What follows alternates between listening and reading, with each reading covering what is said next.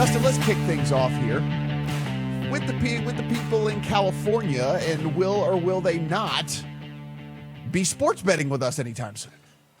Let's put it this way. We're running a lot of stories about California. It's July right now, as you're all aware, if you look at a calendar. The competing ballot measures in California are going to be in November. So we're talking about this all the time in July. This is the amount of money and interest there is in California. Obviously, one of the largest states.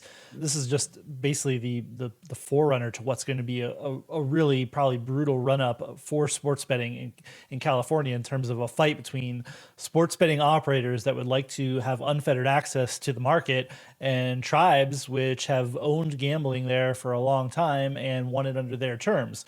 So the latest news, though, is that the U.S. sportsbooks, which are making this push for online sports betting in California, the campaign group is actually the Californians for Solutions to Homelessness. The ballot measure actually promises money to homelessness.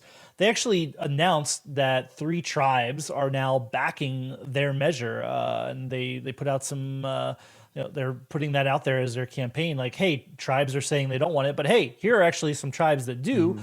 And this kind of makes sense, because if you're a little tribe who has an out-of-the-way casino, man, online sports betting might be good for them. And these 3 tribes are kind of seeing that. Like, they're at least saying that publicly as part of this effort. They're saying, hey, like, we want online sports betting. This helps our communities because we're just small operations. If we can get into online sports betting, this makes sense for us. The larger casinos who are closer to population centers obviously want this on their own terms. They don't want the out-of-state interest coming in and running this. So this is actually a pretty interesting dynamic. This is going to be the exception rather than the rule. I think that it's not like we're going to see all of the tribes get on board, but we're seeing a bit of fracturing, at least there and publicly, that tribes, which we thought would be largely just against this in lockstep, are having different opinions about this. Now, we know between the sportsbook operators and these tribal casinos, there's already, we're talking 9 figures of money that's being committed to this effort. And again, July, not even close to November. And we're seeing new commercials come out all the time, just right now in the middle of summer when there's no sports, no going on. Multiply that by a lot. And it's basically like what you see as from sportsbook operators in states where it's legalized. You're going to see more than that, I think, for commercials in California, trying to either get one of these bills passed or get them defeated.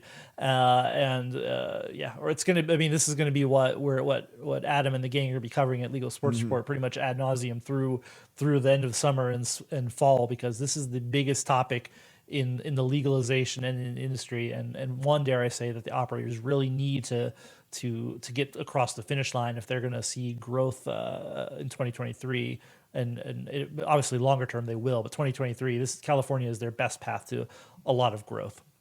And Dustin, like you said, at the end of the day here, this does at least change the narrative of an us versus them. Even if it is only a few of the smaller tribes that are getting on board, there might be a couple of more that kind of join the fray here, because as you mentioned, hey, look, maybe this is actually good for their business as opposed to some of the larger ones that already have, basically a monopoly on the gaming over there as it is. And so it does at least change the narrative a little bit to where it's not just like, oh, okay, it's the tribes versus. It's kind of like, no. There are some that are along for the ride in this.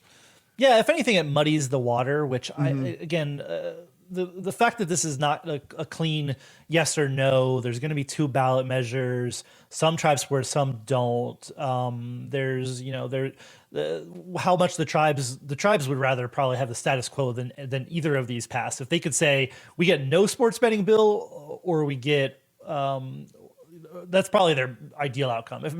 At this point, that's probably the outcome that they're hoping for more than anything. They'd rather kick the can down the road. They'd rather DraftKings and company not get into the market, and they'd be totally fine with that outcome. They see, a lot of them just see sports betting as an added amenity, not worth a pain in the ass. They don't want, again, all these other companies coming in and taking what they think is gaming money away and out of their pockets. Now, whether that's really the case or not, sports betting is a different form of gambling. People are already going from California to Vegas or Arizona, which we're going to talk about here in a second, or betting offshore. Like, you're not this is not like, again, we sit here, it's not like people from California are not betting on sports. They're finding ways to bet on sports. This will certainly increase it if we were to legalize it either via retail sports books or online sports betting. But yeah, it is interesting. The muddying of the waters, I don't know exactly what that means. And we're going to continue to be handicapping what every commercial we see and what every little bit of information we see out of California. But again, infinity money will be spent on this over the next several months, and with an outcome of who knows. But we are still looking at, hey, there's some chance that California legalizes sports betting in some form in November for a possible 2022 launch.